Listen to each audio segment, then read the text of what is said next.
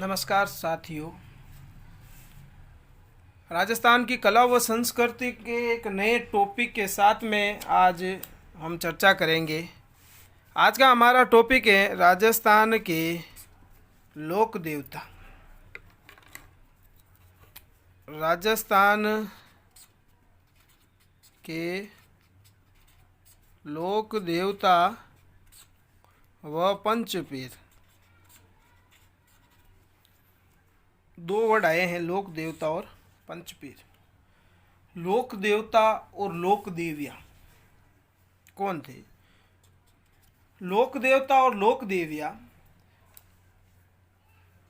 ऐसे महान पुरुष या व्यक्ति या महिला या स्त्री से हैं जिनका जन्म मानव रूप में हुआ, लेकिन उनके द्वारा लोक कल्याणकारी कार्यों व अलौकिक चमत्कारों के कारण वे प्रसिद्ध हो गए और लोक देवता या लोक देवियाँ कहलाए।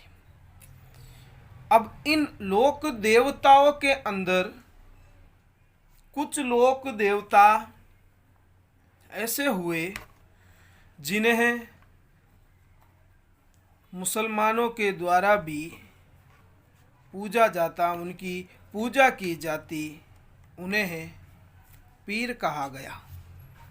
तो ऐसे लोक देवता हुए हैं पांच लोक देवता ऐसे हुए हैं जिनको पीर कहा जाता है, जिन्हें पंच पीर के नाम से भी जानते हैं। उनमें है रामदेव जी,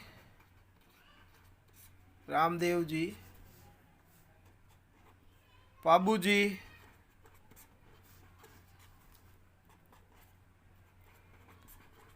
हड़बू जी, गोगा जी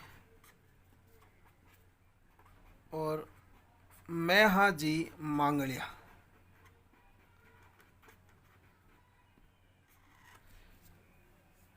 तो सबसे पहले हम शुरू करते हैं रामदेव जी के लेकर के कि रामदेव जी की कौन थे, कहाँ उनका जन्म हुआ, क्या क्या उन्होंने किया, किस तरीके से वे प्रसिद्ध हुए और उन्होंने कौन से ग्रंथ लिखा, वो सारी चीज़ें।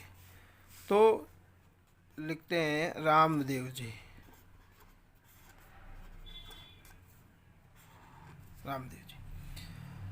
रामदेव जी का जो जन्म हुआ था वो अजमाल जी तंवर और मैना दे के घर में हुआ। अजमाल जी तंवर वंशीय से थे। इनका जन्म 1352 ईस्वी भाद्रपद शुक्ल द्वितीया को उड़ू कश्मीर बाड़मेर जिले की शिव तहसील में हुआ। इनकी पत्नी का नाम निहाल दे था। तो इनका जो जन्म है, इनके सबसे पहले तो पिता और माता का नाम।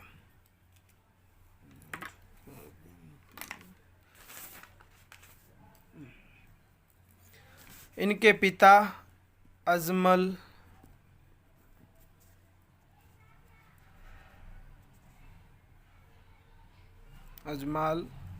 जी तंवर वंशी और माता का नाम था मैना दे।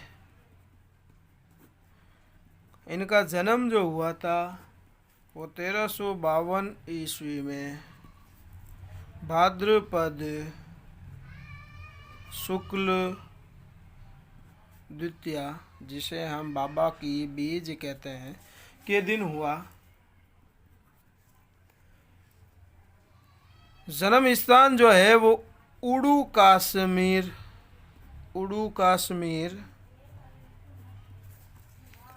बाड़मेर जिले की शिव तहसील में इनके जन्म स्थान है। शिव तहसील।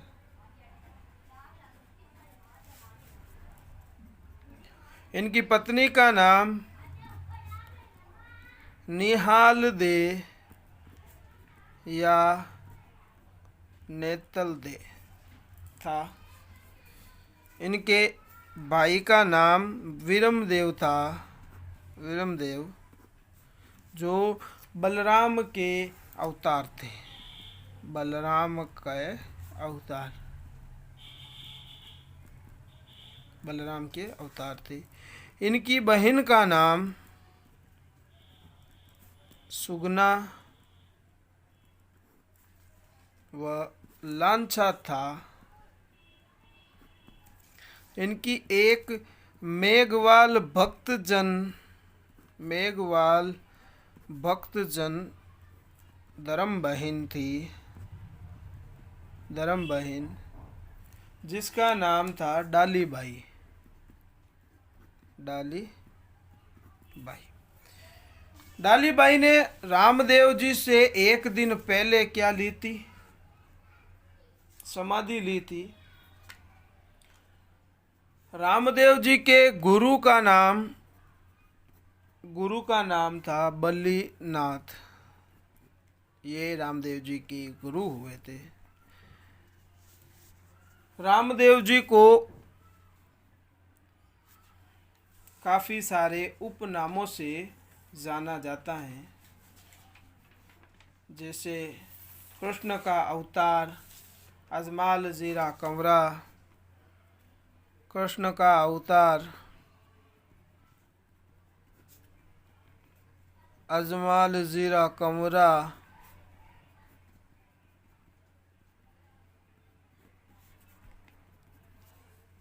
रामदेव जी,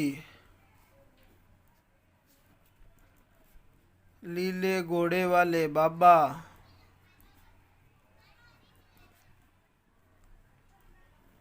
रूणे चारा धनी, रामसा पीर, ये रामदेव जी के उपनाम हैं जिन्हें उन्हें जाना जाता है। रामदेव जी के द्वारा एक ग्रंथ लिखा गया। एकमात्र लोक देवता थे जो क्या थे? कवि भी थे। एकमात्र लोक देवता जो कवि भी थे। इनके द्वारा एक ग्रंथ लिखा गया, जिस ग्रंथ का नाम था 24 वाणियाँ। इनके द्वारा एक पंथ चलाया गया जिसका नाम था कामड़िया पंथ। रामदेव जी के 5 रंगों का झंडा होता है, 5 रंगों का झंडा, जिसे नेजा कहते हैं। रामदेव जी के मंदिर को देवरा कहलाता है। रामदेव जी का मंदिर जो है वो है क्या कहलाता है? देवरा कहलाता है। रामदेव जी को कपड़े का बंधा या बना घोड़ा चढ़ाते हैं, घोड़ा चढ़ाते हैं। रामदेव जी के घोड़े का नाम लीला था, घोड़े का नाम लीला था। और रामदेव जी के मेघवाल भक्तजनों को, मेघवाल भक्तजनों को क्या कहते हैं? रीखिया कहलाते हैं।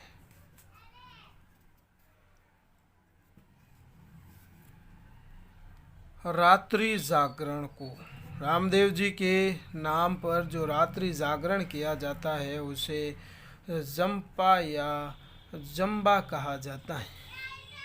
रामदेव जी द्वारा शोषण व सामाजिक कुरीति के विरुद्ध एक अभियान, जन जागृति अभियान चलाया गया, जिसके तहत वे रात को विश्राम के दौरान गांव में अस्पृश्य व्यक्ति के घर पर लोगों के साथ भजन कीर्तन किया करते थे। अछूत के घर में रामदेव जी द्वारा भजन कीर्तन युक्त यही रात्रि जागरण जंपा जागरण कहलाता है। इसके द्वारा हिंदू समाज की एकता और सुदृढ़ता पर बल दिया गया। एक शब्द आता है मतांतरण। मतांतरण क्या है? पश्चिमी भारत में जब हिंदू समाज के लोगों के इस्लामीकरण की प्रक्रिया पर रोक लगाने में सबसे प्रभावी भूमिका जो रही थी वो रामदेव जी की रही थी। हिंदू से मुस्लिम या मुसलमान बने हिंदुओं को रामदेव जी द्वारा मुसलमान बने हिंदुओं को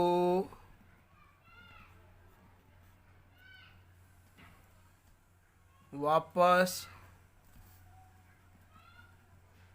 शुद्धि कर हिंदू धर्म में दीक्षित करने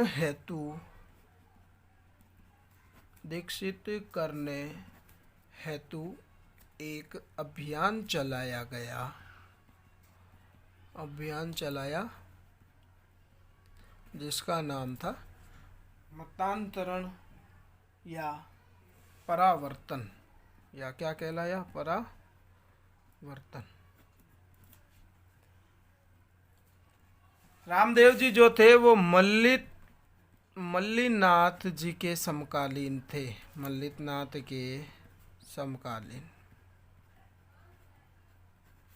समकालीन थे।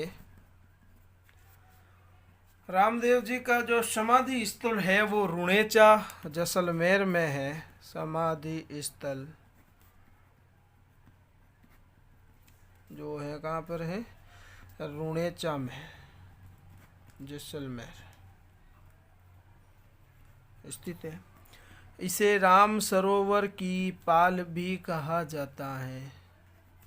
राम सरोवर की पाल भी कहते हैं। रुणेचा जैसलमेर में रामदेव जी का मेले का मेला भरता है। वो भाद्रपद शुक्ल द्वितीया से एकादशी तक मेला और लगता है। इस मेले में बहुत सारे लोग जगह जगह से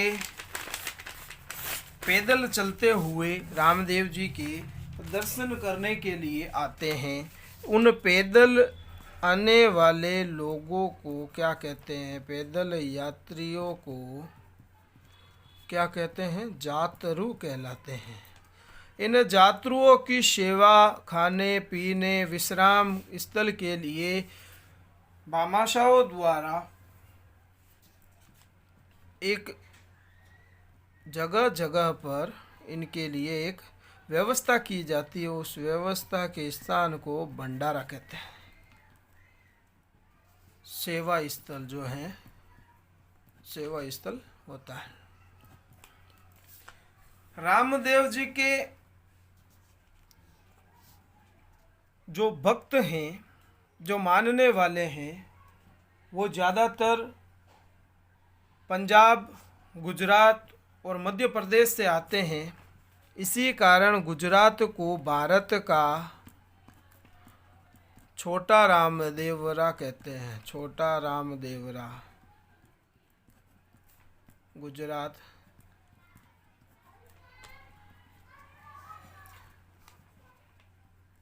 रामदेव जी के इस मेले को मारवाड़ का कुंभ भी कहा जाता है। रामदेव जी द्वारा पर्चा यानी चमत्कारी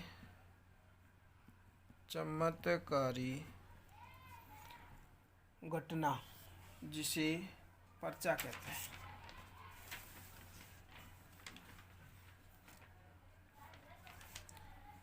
चमत्कारी घटना। तो पर्चा जो दिया गया था वो दिया गया था रत्ना राय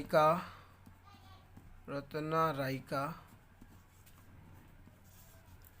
लक्की बंजारा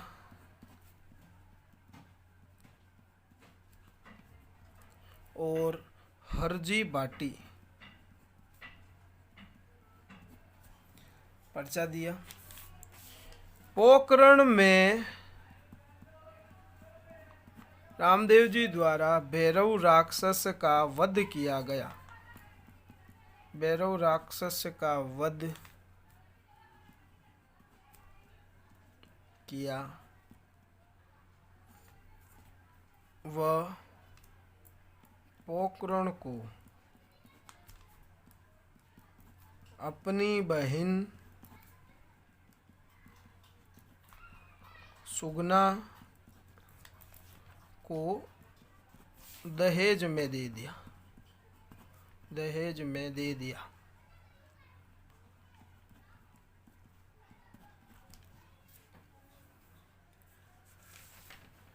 रामदेव जी के कुछ शब्दावली हैं, वो बहुत है, यानी पर्चा यानी चमत्कारी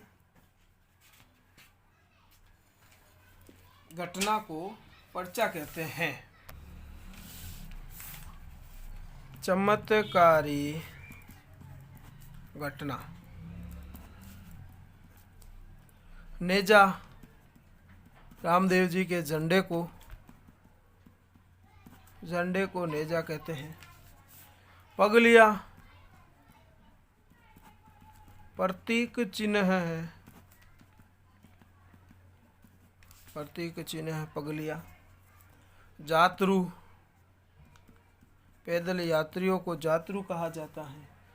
थान या देवरा मंदिर को कहते हैं, मंदिर को। पैदल यात्री को मंदिर को थान या देवरा कहते हैं। जंबा जागरण को जंबा या जंपा, रात्रि जागरण को कहते हैं। रिखिया, मेघवाल भक्त जनों को रिखिया कहते हैं। भक्त जनों को रिखिया कहते हैं।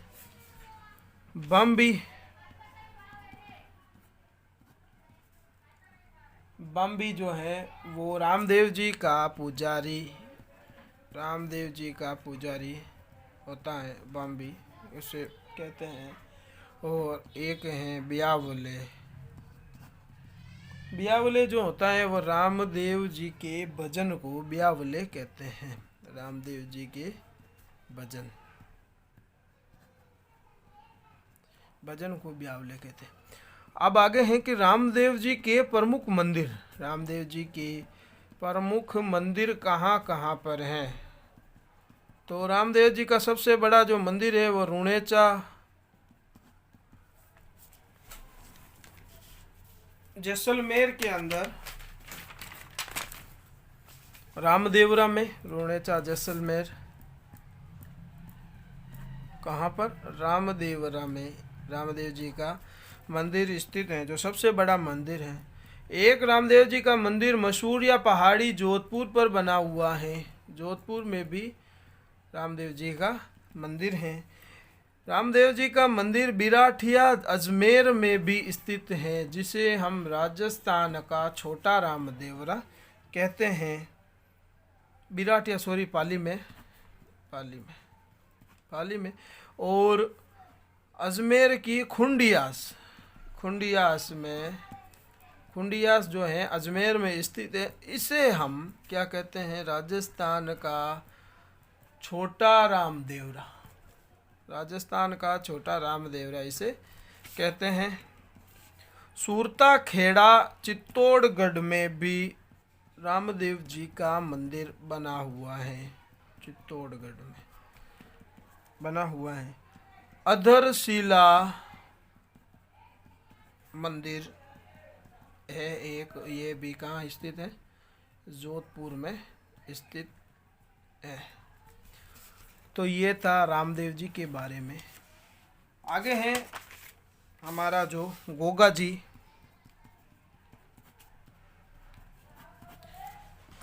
गोगा जी का जन्म जो हुआ था वो ददरेवा चूरू के अंदर जेवर सिंह व माता बाछल के घर में हुआ। इनका जन्म भाद्रपद कृष्ण नवमी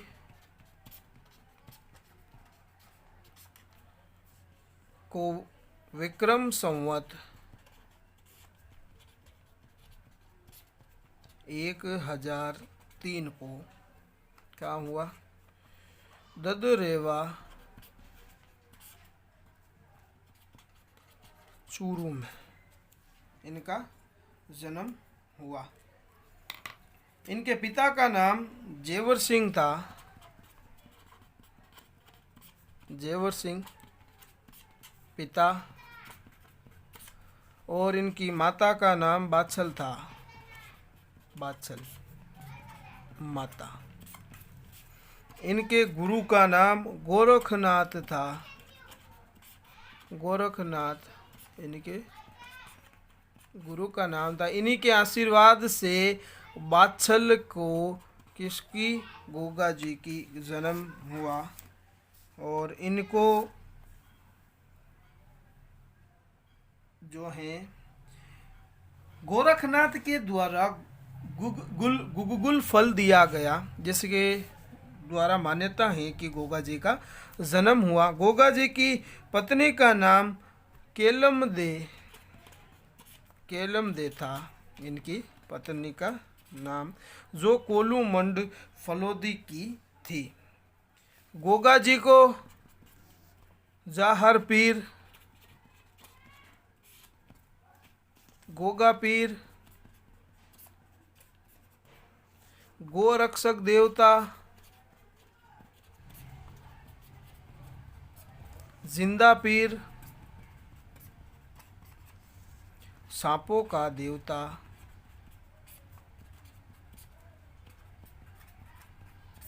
के नाम के उपनाम से इन्हें जानते हैं। गोगा जी का जो स्थान माना जाता है वो खेजड़ी के वृक्ष के नीचे माना जाता है, जिसे मेड़ी कहते हैं। जिसे इनका मंदिर जो होता है वो खेजड़ी के वृक्ष के नीचे, खेजड़ी के वृक्ष के नीचे जिसे क्या कहते हैं? मेड़ी कहते हैं। मेड़ी कहा जाता है, वह होता है। ठीक है। अब मेड़ी जो होती है वो मस्जिद नुमा होती है। मेड़ी का जो होता है जिसका, वो मस्जिद नुमा आकृति की होती है।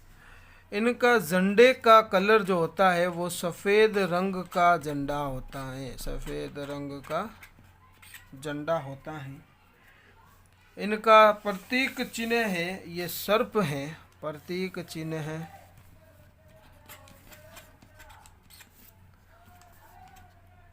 प्रतीक चिन्ह क्या है? सर्प। मेले का आयोजन। गोगा जी की मेला गोगा नवमी भाद्रपद कृष्ण नवमी को बरता है। गोगा जी को जाहर पीर की उपाधि महमूद गजनवी ने दी थी। जाहर पीर की उपाधि किसने दी थी? महमूद गजनवी ने। महमूद गजनवी ने इनको जाहर पीर की उपाधि दी थी। महमूद गजनवी के साथ में गुग्गा जी ने 9 बार युद्ध किया। 9 बार युद्ध किया और वीर गति को प्राप्त हो गए। ऐसी मान्यता है कि गुग्गा जी का सिर जो है वो चूरू में शीश मेड़ी चूरू में, और गोगा जी का जो शरीर है, गोगा जी का शरीर गोगा मेड़ी ये है नौहर हनुमानगढ़ में। नौहर हनुमानगढ़ में है। गोगा जी की ओल्डी, गोगा जी की ओल्डी जो होती है वो सांचौर में जालोर, सांचौर जालोर में किलोरियो की ढाणी में है। किलोरियो की ढाणी में स्थित है। किसानों द्वारा हल व हाली को राखी बांधी जाती है, जिसे गोगा राखड़ी कहते हैं। गोगा राखड़ी कहलाती है। किसानों द्वारा हल व इसको कहते हैं। नागड़ा ढोल और इनका डेरू जो है वाद्य यंत्र है। डेरू घरों के अंदर मिट्टी का घोड़ा बनाते हैं। मिट्टी का घोड़ा बनाया जाता है घरों में। घरों के अंदर मिट्टी का घोड़ा बनाते हैं। कर्नल जेम्स टोड का कहना है, कर्नल जेम्स टोड, कि गोगा जी अपने 47 पुत्रों व 60 भतीजों के साथ में सतलज नदी को पार करते समय, जो पार करते हुए महमूद गजनवी के साथ में इनका युद्ध हुआ था। तो ये थी गोगा जी के बारे में कि एक जो हुआ था, इनकी जो हुआ था, ये गोगा जी हुए थे। एक हमारे लोक देवता हुए हैं, वो है मेहाजी मांगलिया। इनको भी पंच पीरों में स्थान है। मेहाजी मांगलिया, मेहाजी मांगलिया, इनको भी पंच पीरों में स्थान मिला। इन्हें भी मान्यता है। इनका जन्म जो हुआ था 14वीं सदी में भाद्र कृष्ण अष्टमी जन्माष्टमी को हुआ। जो इनका जन्म भाद्रपद कृष्ण अष्टमी के दिन, कृष्ण अष्टमी जन्माष्टमी के दिन, जिस दिन भगवान श्री कृष्ण का जन्म हुआ था, इसी दिन इनका जन्म हुआ। इस दिन ही इनका क्या लगता है? मेला लगता है। इनके पिता का नाम था गोपाल राव, गोपाल राव सांखला। इनके पिता का नाम गोपाल राव सांखला था। इनका जो लालन पालन जो हुआ था, पालन पोषण जो हुआ था, इनके ननियाल में हुआ था। जो मांगलिया गोत्र के थे, इनका जो पालन पोषण कहाँ हुआ? इनके ननिहाल में हुआ। जो किस गोत्र के थे? मांगलिया गोत्र के थे। मांगलिया गोत्र के थे। मेहाजी मांगलिया का मंदिर जो है बापणी गांव जोधपुर में बना हुआ है। इनका मंदिर कहाँ है? बापणी गांव है जोधपुर, जोधपुर में बना है। किरण काबरा इनका घोड़ा था। इनके घोड़े का नाम किरण काबरा था। किरण काबरा था। इनके मेला भी इसी दिन भरता है। मेला भरता है इसी दिन इनका मेला भरता है। इनकी मृत्यु जो हुई थी वो जैसलमेर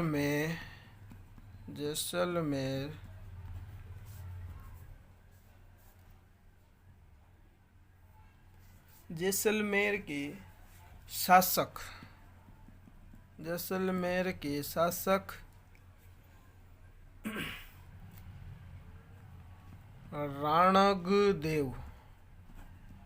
राणगदेव भाटी से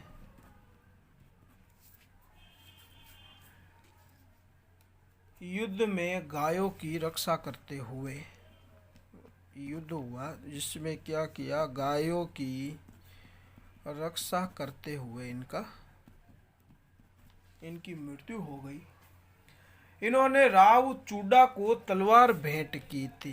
जो राव चूडा हुआ है राजस्थान में, उनको क्या की थी, तलवार भेंट की थी। मेहाजी के पुजारी के संतान नहीं होती हैं, वह पुत्र गोद लेकर अपना वंश चलाता है। जो मेहाजी का पुजारी जो होता है, इसके क्या होती है, संतान नहीं होती, और ये क्या करता है, नहीं होती है, और अपने गोद लेकर अपनी क्या चलाता है, वंश को आगे बढ़ाता है, वंश बढ़ाता है। तो हमने रामदेव जी के बारे में, गोगा जी के बारे में और मेहाजी मांगलिया के बारे में पढ़ा। अब आगे जो हमारे हैं लोक देवता, जिसे हम पंच पीरों की श्रेणी में भी लाते हैं, उनमें है पाबूजी।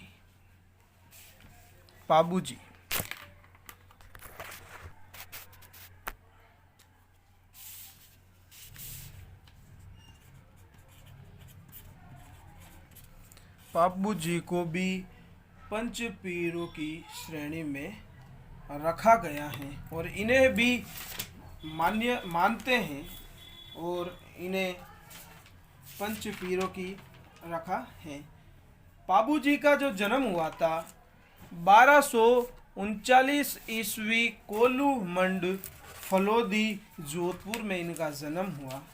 इनके पिता का नाम दादल व माता का नाम कमला दे था। इनकी पत्नी का नाम सुपियार दे था। पाबूजी मारवाड़ के राठौड़ वंश से संबंधित थे। पाबूजी के पावड़े जो हैं विशेष रूप से प्रचलित हैं। पाबूजी को लक्ष्मण का अवतार माना जाता है। इन्हें ऊंटों का देवता, फ्लेग रक्षक देवता भी कहा जाता है, और मारवाड़ में सर्वप्रथम ऊंट लाने का जो श्रेय है वो पाबूजी को ही दिया गया।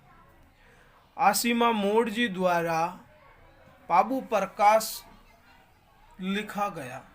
पाबूजी का मेला जो है चैत्र अमावस्या के दिन भरता है। इनके प्रतीक चिन्ह बाला लिए अश्वारोही के रूप में हैं। ऊंट बीमार होने पर पाबूजी की पूजा की जाती है। ऊंटों का देवता भी कहा जाता है। तो पाबूजी का जन्म 1239 ईस्वी में कोलूमंड फलोदी जोधपुर में हुआ। बाबूजी मारवाड़ के राठौड़ वंश से संबंधित थे। राठौड़ वंश से संबंधित थे। बाबूजी के पिता का नाम, इनके पिता का नाम दादल, पिता का नाम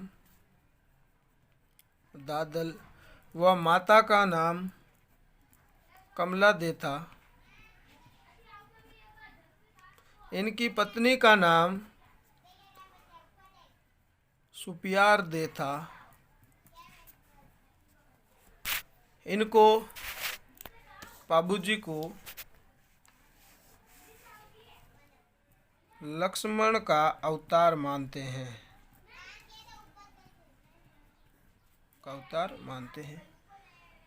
बाबूजी को ऊंटों का देवता,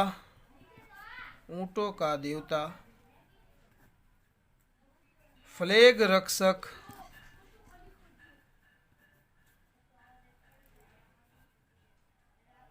रक्षक देवता मानते हैं। मारवाड़ में सबसे पहले ऊंट लाने का श्रेय बाबूजी को दिया जाता है।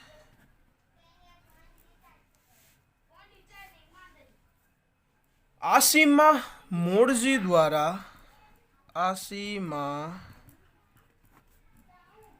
मोड़जी द्वारा पाबू प्रकाश की रचना की गई। बाबूजी का प्रतीक चिन्ह जो है वह भाला लिए अश्वारोही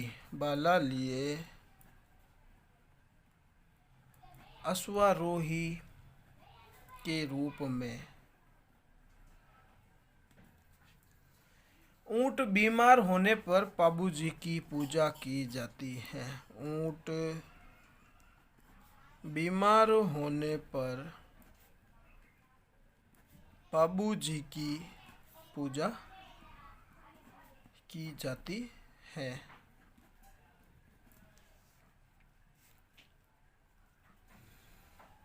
भील जाति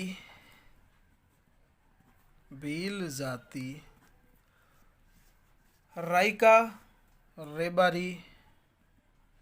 या रेबारी जाति और थोरी नामक जाति के आराध्याय देव हैं।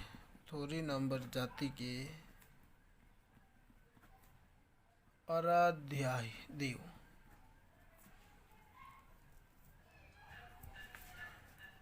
प्रमुख अनुयायी, इनके प्रमुख अनुयायी जो होते हैं वो थोरी जाति के लोग होते हैं। थोरी जाति।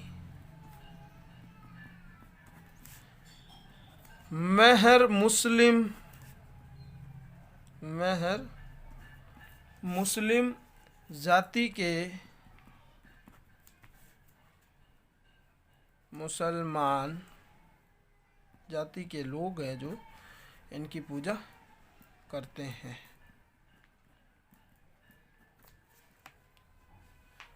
बाबूजी के पावड़े, प्रमुख वाद्य यंत्र पावड़े जो है विशेष रूप से प्रचलित हैं। बाबूजी के पावड़े विशेष रूप से प्रचलित हैं, जिनका प्रमुख वाद्य यंत्र होता है, प्रमुख वाद्य यंत्र माठ होता है। बाबूजी की फड़ नायक जाति के भोपों द्वारा, नायक जाति के भोपों द्वारा रावण हत्ता एक वाद्य यंत्र होता है। रावण हत्ता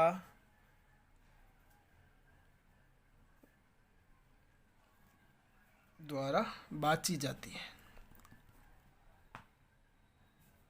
छुआछूत का विरोध किया। बाबूजी ने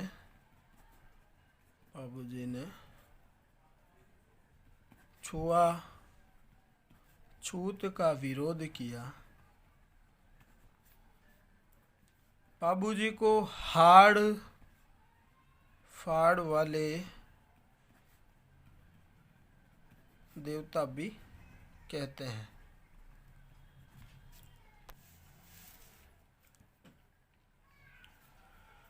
जायल नरेश। अब बाबूजी की जो मृत्यु कैसे हुई थी कि जायल नरेश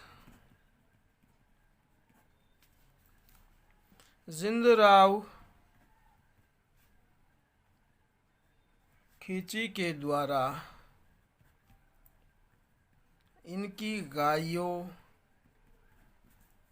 का अपहरण कर लिया जाता है। अपहरण कर लिया।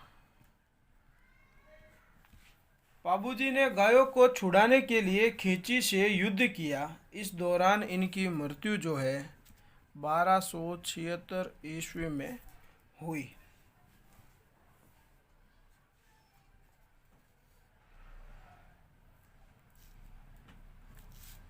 तो इनकी मृत्यु हुई।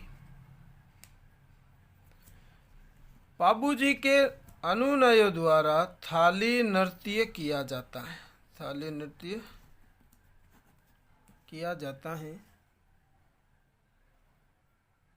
मुल्तान का मुस्लिम शासक प्रमुख हिंदू द्रोही बाबूजी के साथ इसे युद्ध हुआ। दूधा सुमरा को परास्त किया। जो दूधा सुमरा को पराजित किया।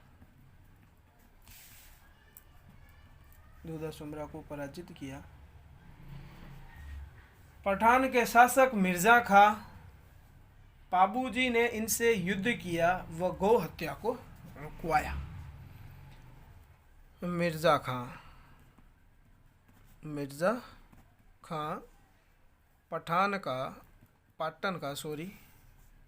पाटन के शासक था। पाटन के शासक के साथ इन्होंने युद्ध किया और क्या करवाई? गौ हत्या रुकवाई।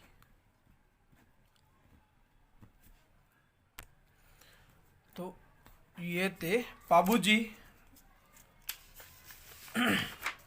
अब आगे एक और लोक देवता और पंचपीर, जिन्हें लास्ट पंचपीर हैं हमारे आज के टॉपिक के, वो हुए हैं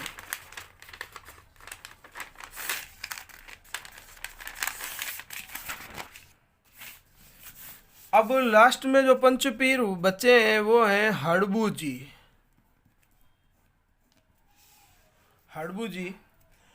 जी का जन्म जो हुआ था वो बुंडेल नागौर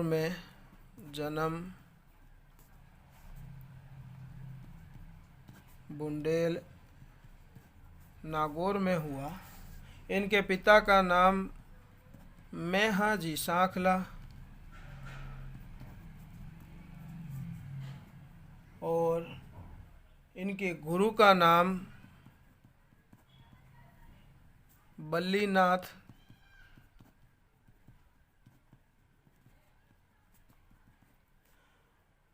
रामदेव जी इनके मौसेरे भाई थे।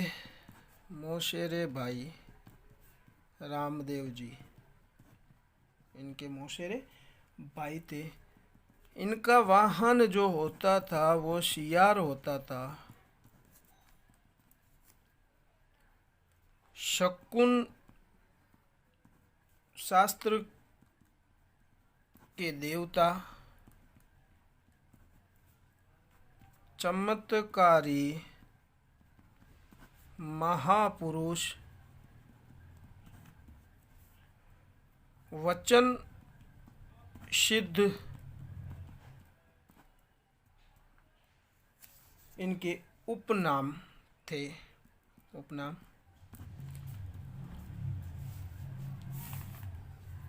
हड़बू जो थे, हड़बू जी राव जोधा के समकालीन माने जाते हैं। राव जोधा के समकालीन थे। राव जोधा ने बेंगटी गांव फलोदी भेंट किया था। हड़बू जी को राव जोधा ने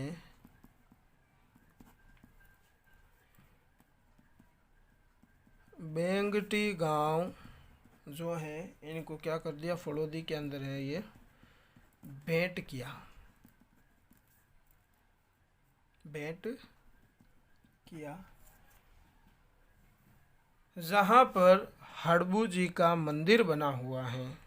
बेंगटी गांव के अंदर क्या है, हड़बू जी का मंदिर बना हुआ है। वहाँ पर हड़बू जी की क्या रखी हुई है, गाड़ी रखी हुई है। हड़बू जी की गाड़ी रखी हुई है, जहाँ पर इनके वाहन की क्या क्या की जाती है, वाहन गाड़ी की पूजा की जाती है। हड़बू जी के मंदिर में पुजारी जो होते हैं वो सांखला राजपूत होते हैं। सांखला राजपूत होते हैं। हड़बू जी के मंदिर का जो निर्माण है वो 1721 में जोधपुर के शासक अजीत सिंह ने करवाया था। मंदिर का निर्माण 1721 में अजीत सिंह, जो जोधपुर का शासक था, अजीत सिंह ने करवाया।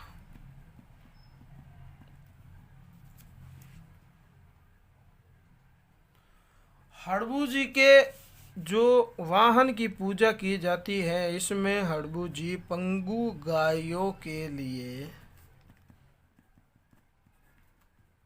चारा लेकर आते थे।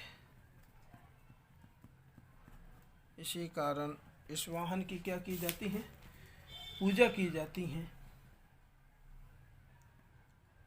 हड़बू जी ने रामदेव जी के 8वें दिन समाधि ली थी। इन्होंने अब क्या कब ली थी, रामदेव जी के 8वें दिन। अब रामदेव जी के 8वें दिन हड़बू जी ने समाधि ले ली।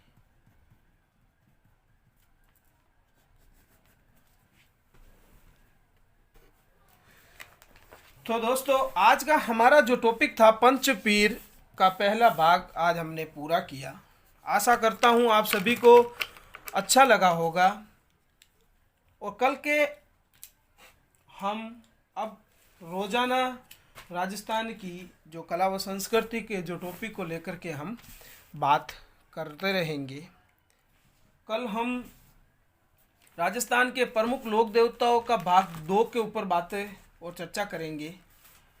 हमें हमारी तैयारी को पूर्ण बनाना है, चाहे वो किसी तरीके से हो, चाहे वो किसी तरीके से हमारे पास आती रहे। कल हम वीर कल्ला जी,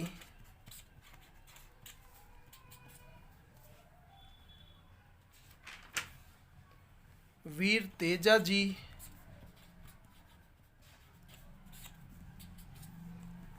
देवनारायण जी,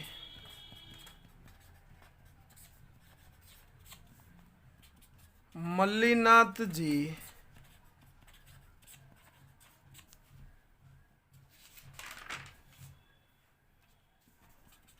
मामादेव, इल्लो जी, फत्ता जी, तल्लीनाथ जी,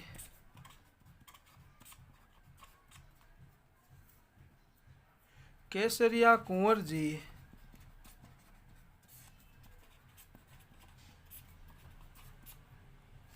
रूपनाथ जी,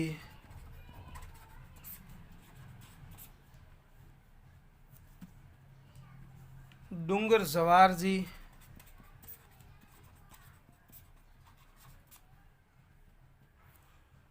बिग्गा जी, जुंजार जी के बारे में हम चर्चा करेंगे। आशा करता हूँ आप सभी लोगों को हमारा ये वीडियो अच्छा लगा होगा।